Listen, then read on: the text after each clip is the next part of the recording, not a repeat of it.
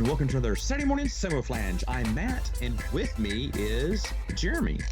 Hey everyone, it's been a while. Yeah, it's Jeremy from Stupid Chainsaw Productions, just to make sure that's clear. Which Jeremy? Yeah, not your brother. I don't know. Yeah, not my brother's not. Well, no, he's been on Prince of the Universe. Okay, yeah. But I don't think he's been on Saturday morning Samoflange. I don't know. Caleb has. Yeah, I remember that. But I thought you had another one of your brothers on there as well. Yeah, I think it's just been Caleb. I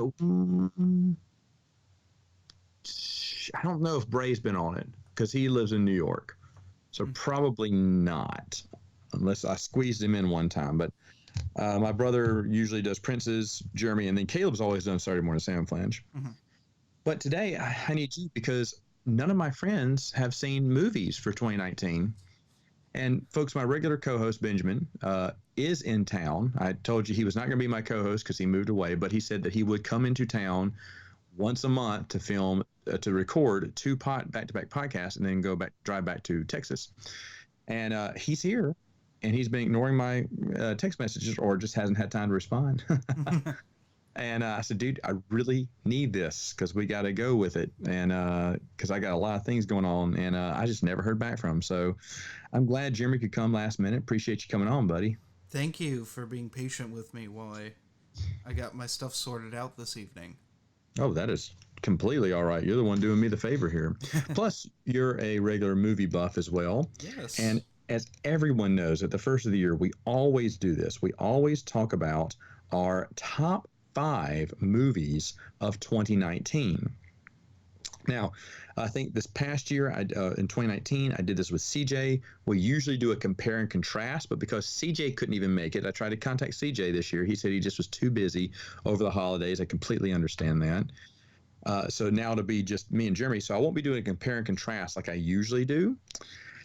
But we will be talking about, and we almost started talking about this before the podcast began, but wanted to hold off on it because Jeremy has the same thoughts as I do. 2019 as a year of movies was not good. It was kind of a dud. You had to really... There were hits out there. We both got top 5 lists. Yes. But you had to dig for them. Well, this year I've watched a ton of movies, but most of them didn't come out in 2019. I watched a lot that came out in 2019. I thought a majority of them were meh. They're not bad, but they don't deserve... Like my top 2 movies would, on any given year, be honorable mentions. Yeah. I found my top 2 I thought were genuinely incredible. The others I thought were pretty good or satisfied me in some sort of way.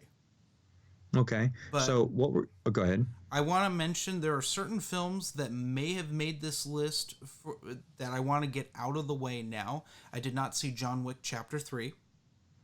That probably would have been an honorable mention. I did not see Toy Story 4 if that came out this year. Yes, it did come out this year. I didn't get to see that. And Ip Man 4 has not dropped in the U.S. yet. So okay. I have not seen that. That would have probably definitely been in the top 5. Okay. I've basically seen every movie I wanted to. The last movie I was holding out on, I just got to see right before 2019, right before it ended. And I was happy because it did make my list, and I thought it would. That's why I wanted to see it. I can only, well, no, I'll talk to the rest of them. Usually, I remember, I'll just say this. I said I wouldn't do a compare and contrast, but I'm going to do it just once. Toy Story 4 was one of my most anticipated films of the year because I am a huge Toy Story fan. I thought they just consistently get better. All of them.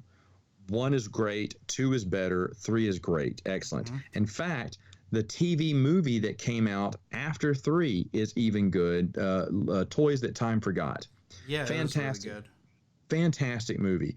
So when Toy Story 4 came out, I was so excited. I could not wait to go. And we finally got to see it. And it's the least favorite one. I mean, I like Toy Story 1 better than I like Toy Story 4. I mean, it is just not good. It just doesn't give you anything new. Nothing. Oh, man, it's just terrible. Do you know what the story is about? Yes, I do know. It's just terrible. Yeah, it was just. In the past, we're dealing with nostalgia. We're dealing with, because the first one is toys want to be played with. Yeah. That's great. That's a great Yeah, thing. it's a The very second, simple story. yeah, the second one is collectors. It dealt Mhm. with collectors. Collectors don't want to play with toys. They just want to put them on shelves and put them, but they don't get played, even though they're kept in pristine condition. That's not what they want. And I like that theme. I thought that was really good because it's talking about the toy collector. And then the third one is even better because it's talking about growing up and the fear of being abandoned and never played with again is amazing. It's an amazing story. And even though the Toys of Terror was not really that good. I mean, it was funny. It was Toys enjoyable. that get lost, they get cobbled together. Yeah, broken toys. I get it. But the second mini movie was about video games and how video games are getting more popularity than toys. And I thought that should have been the movie to the fourth one, to be Mhm. honest.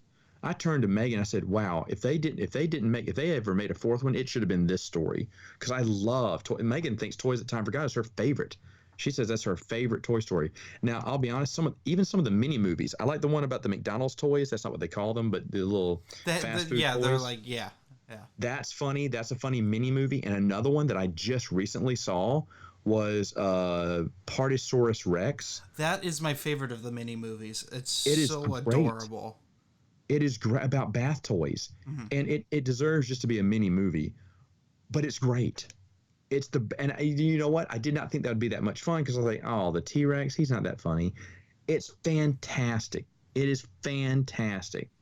So Toy Story 4 was a huge disappointment. It would never even be an honorable mention for me, which is weird because I love the Toy Story movies. I didn't even put it down on my. Usually, I always put it down on my wish list to get on DVD, but I don't think I want it in my collection because I don't think I'd like to watch it again because it doesn't satisfy any. It doesn't. The story, the heart is not there. It's just toys. It's toy. Hey, remember this toy? Remember this toy? Remember this toy? It's just antique toys wanted to be played with. That's what it was. I was like, that's not a theme. That's not. No one cares. They didn't have anywhere to go. It seemed like, Mhm. and they broke up the Buzz Lightyear, Woody. Yes, Uh, that was seemed to be the thing. Well, it seemed like they were banking the animation. If you look at Toy Story 4's like trailer alone, the animation is incredible. oh yeah, of course. It looks beautiful. It looks And better than a certain other Disney movie that came out this month that we won't discuss on here. no, but the thing is with Toy Story 4 that they also had that one. You can create a toy, and that's a toy in and of itself. But Forky is his name is not a fun character. Hmm. I mean, he's okay, but he gets old quick. He gets old quick. He's a one flop joke. So I mean, it was just no good. It wasn't a buzz. They tried to make a Forky Woody partnership buddy comedy, but you miss Buzz. Hmm. And it's just sad. Anyway, okay. That's for disappointment. Now, let's go ahead. Let's get to I tell you what, you go first. You go first for number 5. What's number 5? So, thank goodness Netflix exists. Oh, by the way, are we going to have any crossover? We'll probably have one because I'd be You're gonna say shocked if. one, so then I have to say two or I have to say none. I'm gonna say we have none, Okay. since I don't think we'll have two. Okay. But you may be right on one. Okay, so let's go. So what was the first one? Oh, something Netflix. Netflix saved me. There's going to be a bunch of Netflix movies Yeah. on this list. Um, The Dirt, the Motley Crue biopic. Oh my gosh, I didn't see that. I like Motley Crue, but not enough to watch a biopic on So, them. uh, I've actually seen Motley Crue live. It's Mm-hmm. one of the concerts I went to. So I saw them as elderly men, and I read the autobiography that this movie is based off of, and Mm-hmm. it kind of follows it. It does a lot of fourth wall breaking Yeah. in it, but tastefully. I thought the casting was really good. It skips over a lot of stuff. Motley Crue is like one of the wildest rock and roll bands ever. So there's certain things in the book of The Dirt that are extremely pornographic that you can't put in an R-rated film. Right. There's so many despicable things. That's why it's called like the dirt. It is this nasty, like this band was just Gotcha. gross sort of thing. And then the movie, like it gets the essence of it out there, and I thought it was pretty good. This was my struggle to get a fifth one because this and my honorable mention have similar things in common with it Okay. in like a gross feeling. But this one, it like has a better ending in my opinion. I have to ask a buddy of mine if he's seen it because he's a big '80s band guy. All right. My number five was a movie that I was told by everyone is not that good, and that I don't have to watch it, but I still wanted to watch it because I told my wife it looks interesting, and it stars a very good actor in Ewan McGregor, and that is Doctor Sleep. Oh, You did not like Doctor Sleep. so Stephen King and I have a love-hate relationship. He does certain. He has the three things I hate in books. When he hits a certain page count, all get thrown in there, Mm-hmm. which is spiders, something with eye gouging, and then sexual assault. There we go. And Doctor Sleep, to me, the novel, or the fourth one is Children in Peril for the sake of being edgy, which is what Okay. which happens a lot in the novel of Doctor Sleep. And plus, I'm not a fan. I'm in the minority of I don't like the Kubrick movie of The Shining. I think it's terrible, and it's not Stephen King's vision because Stephen King's vision is unfilmable. You are correct in that. Stephen King even asked his name to be removed from the movie because it's so far off from the book. What Doctor Sleep was designed to do, and what I didn't read Doctor Sleep, what it was designed to do was to tie the movie and the book and Doctor Sleep closer together. And if you don't realize that, you are very confused at the beginning of that movie because they introduce something. They do a flashback to the first movie and introduce something that I'm sure was in the book The Shining, and they because it's part of the book of Doctor Sleep, Mm-hmm. and it in a way changes Danny Torrance's character. It gives him a little bit more background, which the movie didn't give. And at first, my wife was like, "That's why'd they do that?" I went, and then I realized, "Oh wait, he's trying to combine the book Doctor Sleep with the movie The Shining, trying to make both sides happy because he knows there's people like you who Yeah. hate The Shining because it's not Stephen King's image. So he wanted Doctor Sleep to fit the book better, but he also doesn't want to lose that Shining crowd like me and say, okay, I still want to show Shining because the hotel is still there in Doctor Sleep, which in the book Yes. it's not. It's been burnt. It got burned to the ground. The Shining, Yes. right? Yes. It ends in fire. But in the movie, that's how it ends as well, just Yeah. with Danny doing it. Mhm. So they flip the script on it a little bit. So I can understand why you wouldn't even be halfway interested in watching it. Did you even try? No, it was just like Okay. with the Pet Cemetery remake in the I, in no, I, chapter two. I was just like not into that. No, I totally understand that. Totally understand that.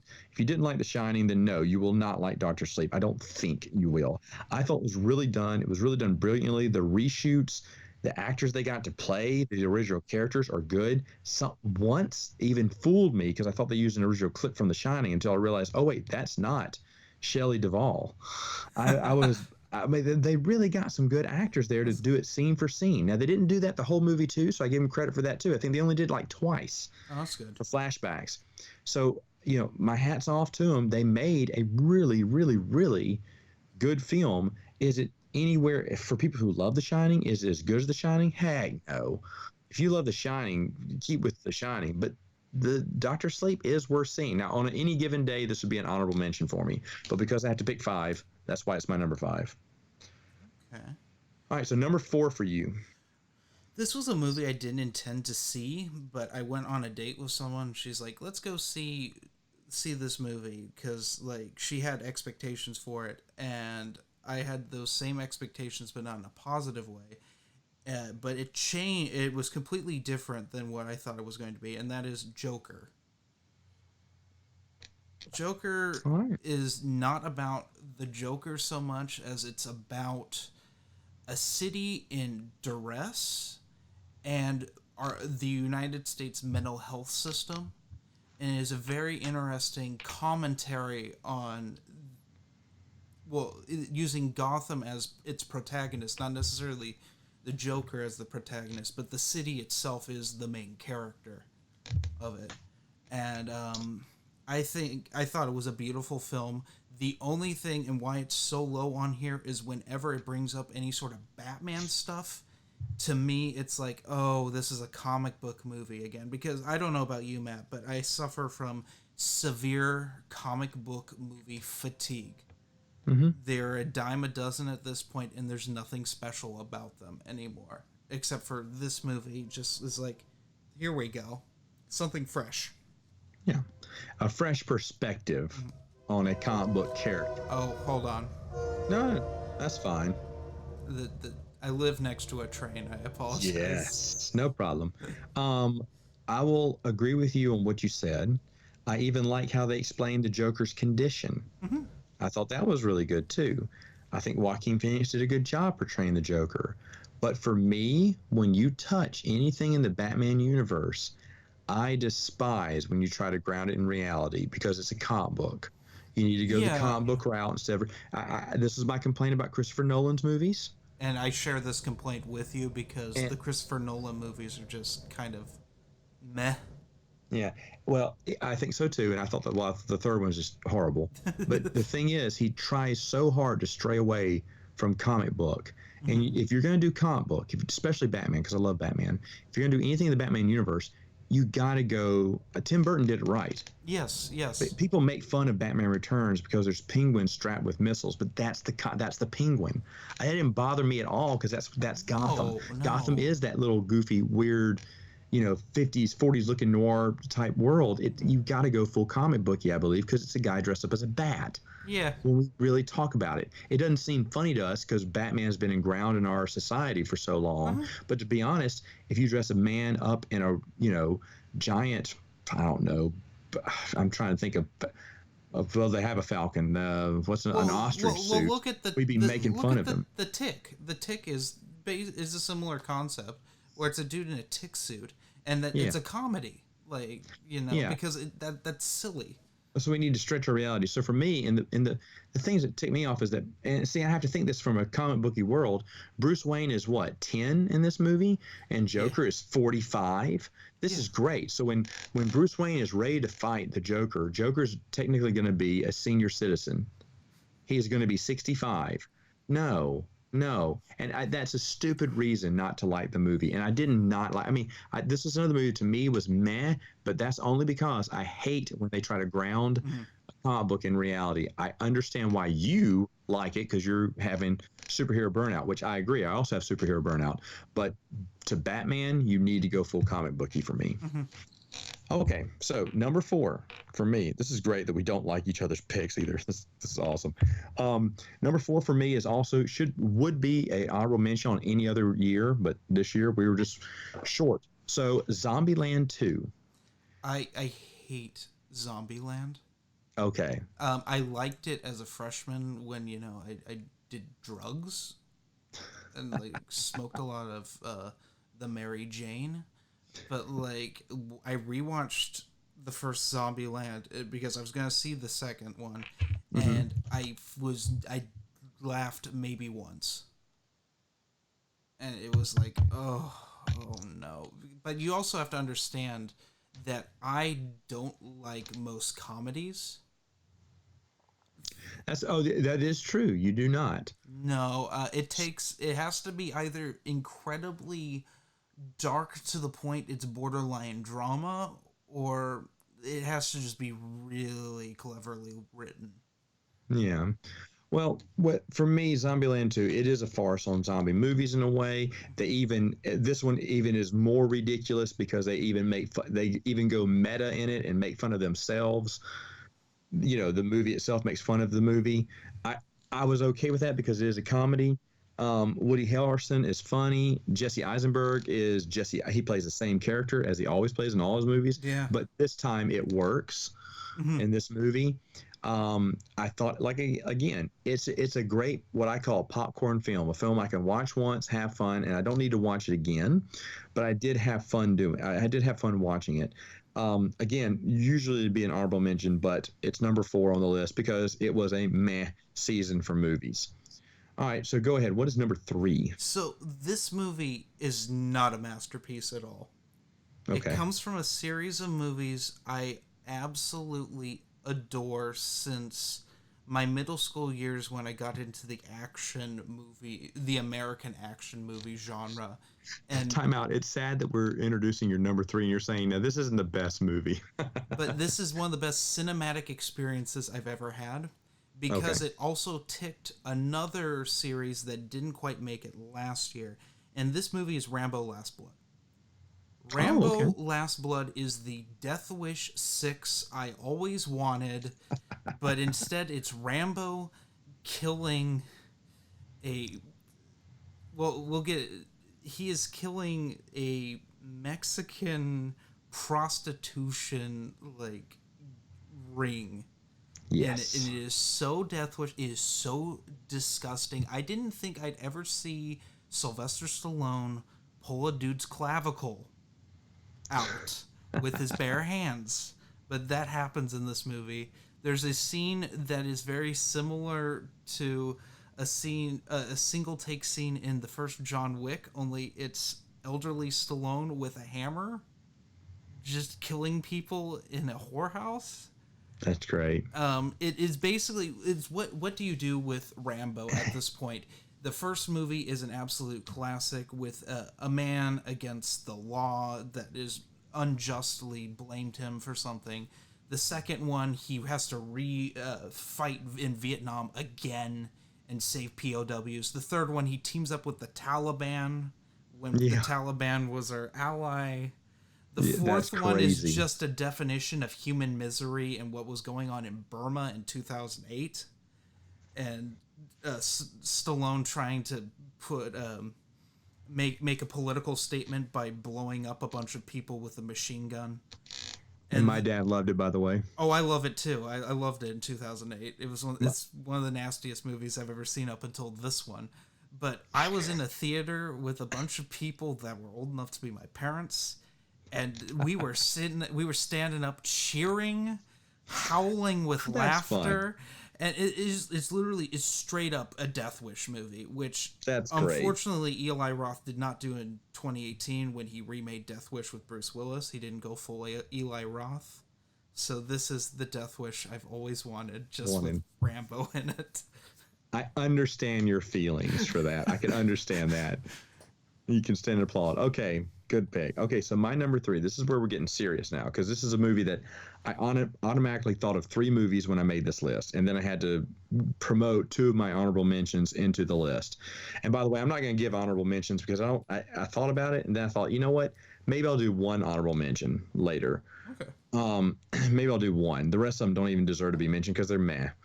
Okay, so number 3. I'm shot. I always have to go to his movies because Megan loves this actor. We go to every one of his movies. A movie comes out just about every year with this guy, and it's basically the same revenge flick. It is Liam Neeson's Cold Pursuit. Oh, I forgot that was a movie. How was it? It's great. Oh, really? It's one of his better ones. Now the thing is, I don't hate to say it. I really enjoy every Liam Neeson movie. I think Taken 2 and 3 were unnecessary, but they were fun. They made me laugh a lot. But The Commuter was really good. I've not seen that. It's worth your time. And Cold Pursuit, I believe was meant to be a comedy, but they pitched it as an action movie because. And I want you to watch this because you don't like comedies. There's parts where at first I didn't know if they were trying to be funny or not, but it's got some kind of quirky, dark humor that, not to give too much away, but when anyone dies in the film, they do something. There's something that happens during the film whenever someone dies, and at first I thought, oh, well, that's just their stamp. That's how they're gonna. That's what the movie's gonna be. It's like a Quentin Tarantino break, you Okay. know. It's hard to explain this, but anyway, without giving it away. But after a few breaks, after deaths, I was going, wait a minute, is this a joke? I think this is supposed to be a joke. And then I realized it was supposed to be funny. And I started laughing, and my wife was getting so confused. She went, "What are they doing?" I said, "I think this is supposed to be, I think this is a dark comedy." And it's not, you're not laughing throughout it. It just kind of hits you at first, like, wait a minute, did they just, that's funny. And there's just some good moments in it. But to be honest, it's one of Liam Neeson's. Now, when I think of Liam Neeson good movies, I think of Rob Roy, Yeah, me too. which is, it's no Rob Roy. Rob Roy is probably my favorite. Followed very closely by, well, I'm not going to count The Mission because he wasn't that big of a star in it. He wasn't a star. I'm doing starring roles with Liam Neeson. So you're not going to do Kroll either? No. Oh my gosh. I'm going to do, what was the other one I had? Oh no, I Phantom lost it. Menace? No, The Gray. The Gray. I've not seen the. Well, is the Gray the one with the wolves? Yes. I thought that was terrible, but I thought it was really funny at the same time. But I was also drinking, so Taping up your hands and dipping them in glass, and waiting for the wolves to come at you. That's how movies should always end. That's just Kickboxer, but with wolves. my brother said they should do the sequel called Wolf Puncher. and just, it's just that one scene where Liam Neeson's punching wolves with his glass short hands. Me and my brother just loved that movie. We loved it to death. My wife despises that movie because, of course, Liam Neeson does not make it out. Of course but not. It's great. But I'll be honest, Cold Pursuit is. I'll have to look back over. It may be my number 3 now. Because it's just a enjoyable film. I don't know. Because Taken was really good too. It's just been a while since I've seen Taken. That's the thing. But I've never seen a bad Liam Neeson film where he starred in it. But this one was just above average. And I remember thinking, wow. After I watched it, I told my wife, I said, I really hope this makes it this. Because I said this will probably be a number 4, number 5 movie. And then I started looking at movies for the rest of the year coming out. I went, oh, it may be an honorable mention. That's going to be sad. But I was like, I really hope this movie stays in my top 5 because it probably deserves it. And number 3, because nothing else came out that beat it. That's the sad thing about it. But anyway, okay, so what's number 2? Another Netflix movie. I'm listening. Director Martin Scorsese. Robert De Niro. Oh. Joe Pesci, and Al Pacino in his first Scorsese movie, The Irishman. Tell me why you liked it. So I saw this too. I thought, for one thing, it was nice to have Martin Scorsese not have a movie with Leonardo DiCaprio, because that's only worked one time and kind of twice. Gangs of New York is almost a movie. It's almost something that doesn't irritate me that has Leonardo DiCaprio in it. But I love Wolf of Wall Street. I was going to say Wolf of Wall Street. I do enjoy him in Wolf of Wall Street, but I kind of agree with you in everything else. Yeah. Wolf of Wall Street, he was good. I enjoyed Wolf of Wall Street. Because he didn't act like Leonardo DiCaprio in it. True. True. So we have Robert De Niro returning after how many years of not being in a Scorsese movie? Right. We have Joe Pesci doing a movie the first time in years. He came out of retirement. Yes. And we have Al Pacino being very much his crazy self. His old self back in his heyday. Before he made straight to dumpster movies. Exactly. We also have Joe Pesci didn't scream at anyone really in this movie. He was very reserved and it worked. And I liked that. The acting was superb. The reason this didn't make number 1 is that god awful motion capture. Gotcha. In order to get these actors to look semi younger and not pay anyone else, they got ILM to come in and do motion capture for the first time without having dots on their faces, which is neat. The behind the scenes is actually even better than the movie.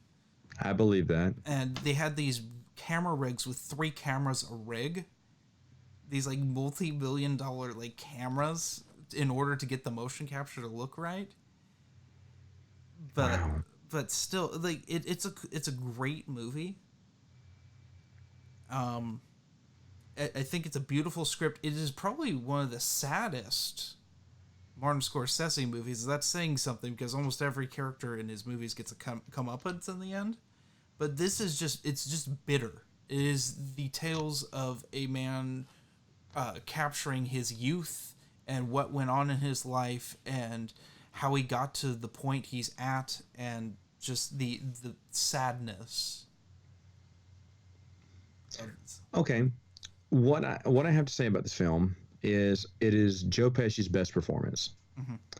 Joe Pesci not only came out of retirement for this, he does not even look rusty, but you're right. He plays a completely different character, a character we've never seen, and his acting is really good. So now we know he can play a different character than regular Joe Pesci character, which I didn't think he could. And plus, he did this all while coming out of retirement after not making a movie in 12, 13 years? Something like that, yeah. Well over a decade. Well over a decade. And I mean, I'm not counting the Snickers commercial. All right, I'm saying a movie. I think I can't remember his last one, but it could have been even longer. The thing is, it's been over 10 years, maybe even 15, since he did a movie. He comes back, he does an excellent performance. I was more impressed by him than anyone else. Everyone else did fine. They did fine. But I'm just saying, I was just shocked that he comes out of retirement, plays a different character, and nails it. So that to me was a testament. The reason it's not on my list, first off, holy cow, how long is that movie? It is. It's longer than Casino, that's for sure. And here's what I told my buddy. He hadn't seen it. He really wants to see it. He can't wait. But he just said, it's just 3 hours. He needs to wait. I said, yeah, dude, let me tell you this. I'm glad Netflix, they're doing their thing. They're saying, hey, directors, come to us. We'll give you whatever you want. That's nice. To be honest, I felt like I was watching the director's cut of the movie. And I really wish I could have seen the movie instead of the director's cut. I'll give you an example. There's some scenes in there that were great, but had nothing to do in forwarding the story arc. For instance, absolutely, the fish in the car. The fish in the car scene. What's that smell? I got a fish. Why'd you get a fish? Why'd you wrap it? It was wrapped. Why'd you keep it in the car? And then Al Pacino gets in there. What's that smell? He got a fish. What do you do? Why do you keep a fish in the car? I'll keep a fish here. Okay, I get that. And I felt like everyone was ad-libbing too. Oh, I felt absolutely. like Scorsese was like, hey, you know what? This is fun. Let's just leave this in because I can do whatever I want. And I felt that there was tons. I'm not saying that was a bad scene. It was fine. But it doesn't do anything to propel the characters. It didn't do anything to propel the storyline. It does nothing.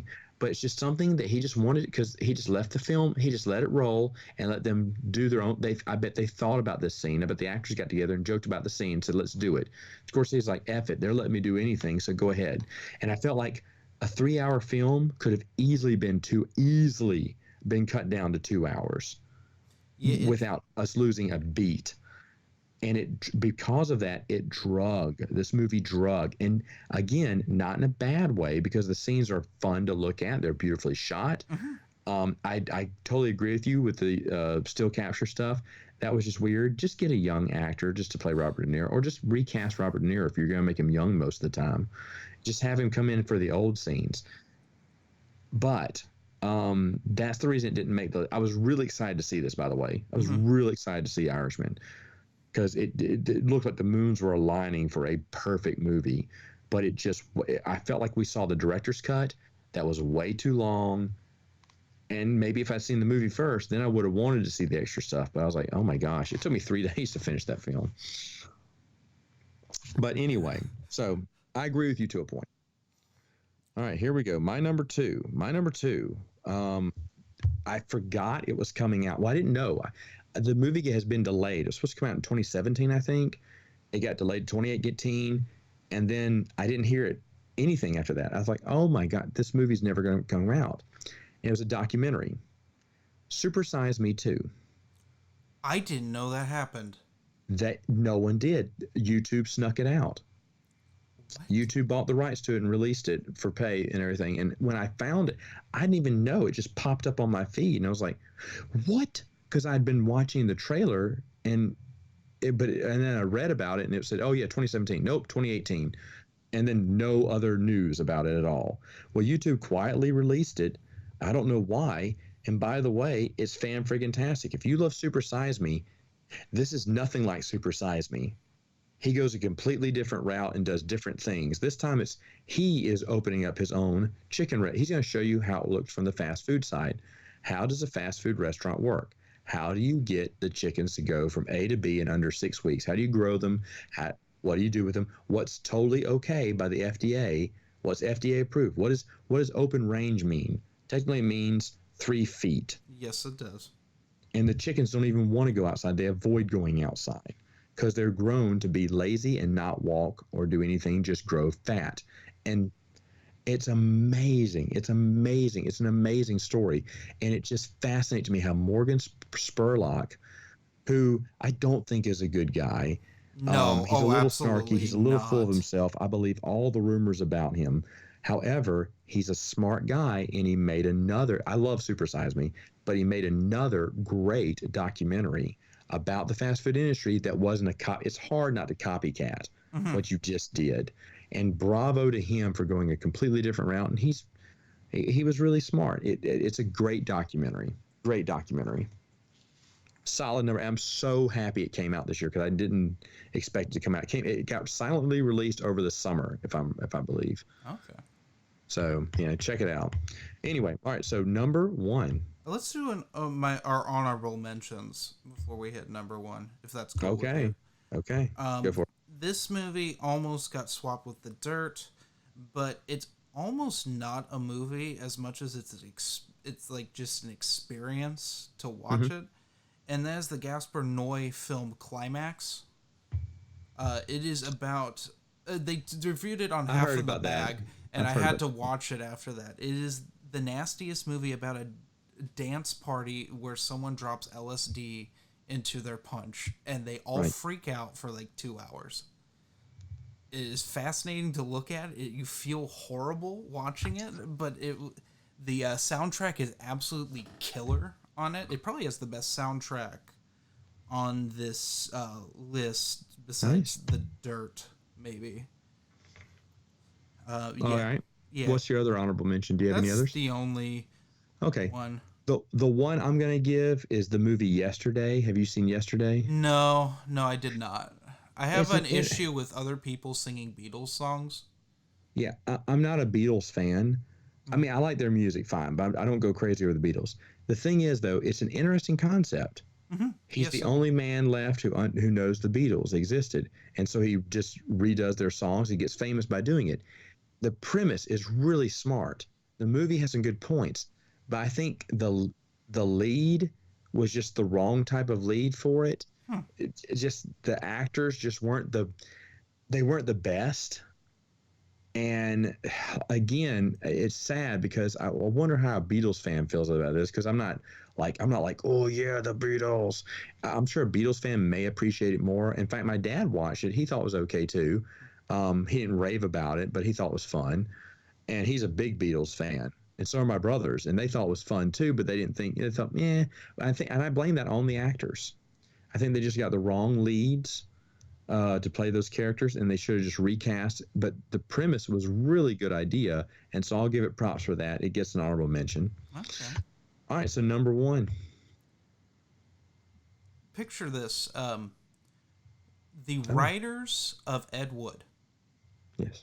And one of the raunchiest comedians from Saturday Night Live are put together to make a movie about Rudy Ray Moore. And that movie is Dolomite Is My Name. Should have known you were going to say that one. I have not seen it yet. It is incredible. I want to see it. Not only is it a great biopic on the making of Dolomite, it takes liberties, just like Ed Wood takes liberties, but it is structured like a Rudy Ray Moore film. That's funny. I love Rudy Ray Moore films because they are just ridiculous films. Rudy Ray Moore's style is just bizarre, and his whole comedy of just being rude and making fun of people is just kind of up my alley. This sort of thing. Eddie Murphy, it was shocking to see him in something that wasn't a straight to dumpster children's film, because he went through the daddy daycare phase where he just like and I'm glad, because his star has faded. Oh, faded since the 90s. well, his whole thing with like Delirious and Raw, that kind of humor is not, you can't do it anymore. Right. It is so dated, and just Right. in 2019 that's not acceptable anymore. But it was nice to see him in something. And That he was alive and acting with. yeah, and he Yeah. he acts his heart out. It's not like he's That's what I phoning hear. it in. I'd like to see it. I'd like to see it. That's on my list. I just keep forgetting. It's just hard for me to sit down for a movie, but I should watch that. I should. I didn't know Rudy Ray Moore, but I don't care because that kind of movie interests me regardless. Yeah, you don't need to see it to I'm understand. sure I don't. I'm sure it's good on its own merit. It's not like the what was that, the Disaster Artist, where the only parts that are funny are when, if you've seen The Room and they redo Gotcha. this stuff. It's not like that at all. Okay. So my number one, we did not have any crossover, by the way. So I won with zero, which I Good. really thought we'd have one, but we didn't. That's fine because I knew it immediately when before you named your number one, because you said you didn't see my number one film. John Wick 3 Yeah, I just didn't is get to see it. is the best of the John Wick movies. Really. It is so good. I remember sitting in the theater and laughing. It's not a comedy, but just like you love Death, that the Last Blood, Mm-hmm. I loved John Wick 3. There, it's just nonstop action. I think for the first 30 minutes, it takes place right after the second movie, Okay. and it is so entertaining. It is so fun. It slows down when it should. It knows when it's time to pick it back up. It knows that perfect balance. It follows through strong at the end on so many levels. Like it looked like they had three different finales planned, and they said, you know what, let's just do all three.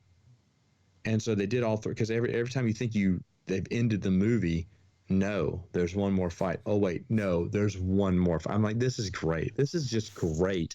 And I was sitting there laughing in the theater like you were Mm-hmm. for Last Blood, not because it was funny, just because you were entertained, you were having a great time, and it was over. It is kind of comedic, the action, Yeah. the boom boom boom action, the grotesque. It wasn't grotesque action, but just the violence. It was just great. It Well, was so great to watch. it's the same And director as the previous two, correct? So I believe so. so you know And you're going to be in for some like really good like filmed action.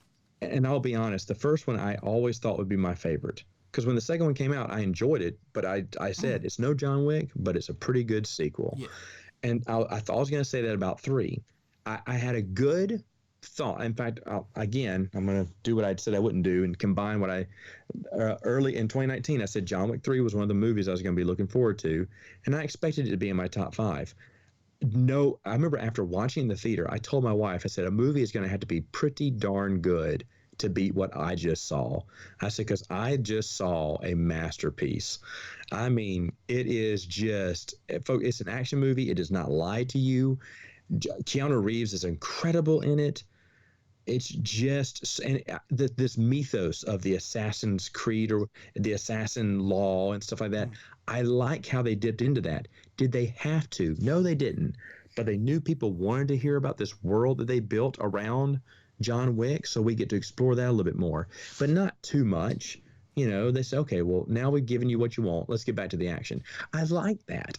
I just think they just appreciate their fans. That it just, I think if you're a John Wick fan, John Wick 3 is a thank you letter to you being a fan for letting them do a third movie.